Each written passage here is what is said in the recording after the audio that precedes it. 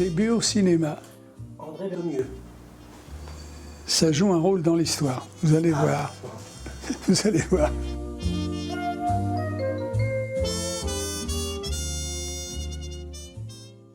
J'ai joué au bridge presque tous les après-midi. Quand j'étais pas, par exemple, quand j'étais au conservatoire, l'après-midi, je jouais au bridge. Ça me faisait gagner quelques sous parce que il y avait un demi-siècle d'écart entre le plus jeune des autres personnes. Nous jouions au Grand Magasin du Printemps, au 6e étage, dans une rotonde. À partir de 14h30, il y avait le bridge. Je suis venu, je ne sais plus comment, là. Et je me suis entré timidement, etc.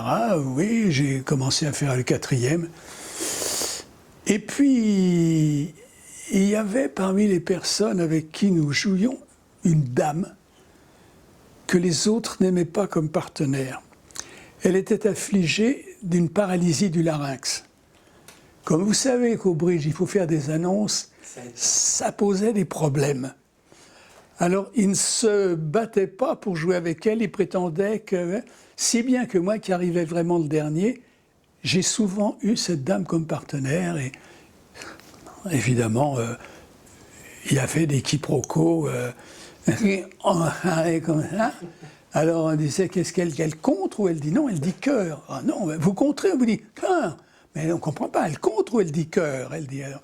Bon, donc des fois j'avais cette dame, c'était pas agréable pour elle, et aux 4 heures, parce qu'il y avait un petit repas au milieu qui coûtait 4 francs, donc, je sais pas. Et les dames parlaient devant elle de son infirmité, c'est désagréable. Bon, je crée la pièce du douanier Rousseau. Quoi? Le douanier Rousseau a fait une pièce? Mais on ne le savait pas, oui, et René Dupuis, qui n'était pas encore le directeur au Grammont, avait trouvé une pièce du douanier Rousseau en 5 actes qu'il avait écrit pour le Châtelet. Comme était le douanier Rousseau, c'est-à-dire, c'était une épopée. Il en avait tiré, lui, 1h20, qui était un délice, un régal, et il écrivait comme il peignait. Avec ces différences, ou l'absence de différence, tout était dans une espèce de premier plan. Bon. Et on joue, ça s'appelait La vengeance d'une orpheline russe. Ça a été créé au mardi de l'œuvre. C'est-à-dire que tous les mardis, pendant un mois, le théâtre de l'œuvre était à disposition d'une jeune troupe. Et René Dupuis avait donc choisi cette pièce. Et je jouais le personnage masculin essentiel, le vil séducteur. Et je ne disais à personne, au bridge, j'étais étudiant, pop, pop, que voilà pas un monsieur qui s'appelait Monsieur Wolf vient au théâtre un jour, il voit la douanier Rousseau, la pièce de douanier Rousseau, il dit c'est pas possible. C'est lui qui m'a raconté ça, il me dit c'est pas possible. Je me dis mais c'est pas, mais non c'est la même voix, c'est ce garçon qui, etc. Quand je reviens la fois d'après, quand j'arrive, il dit voilà, c'est un artiste, quoi. Qu'est-ce qu'il est? C'était des gens âgés, certains s'en foutaient. Hein. Si, il faut aller le voir, il est merveilleux, il est épatant, il est. Oh, ben, je dis merci beaucoup, puis les gens avaient envie. Et la dame paralysée du larynx me dit avec un bon sourire oh mieux. Ah, bien. Alors elle comprend, je n'allais pas la faire répéter. Écrire. Elle écrit sur la marque de bridge je suis la tante de Berthomieux. Lui écrire.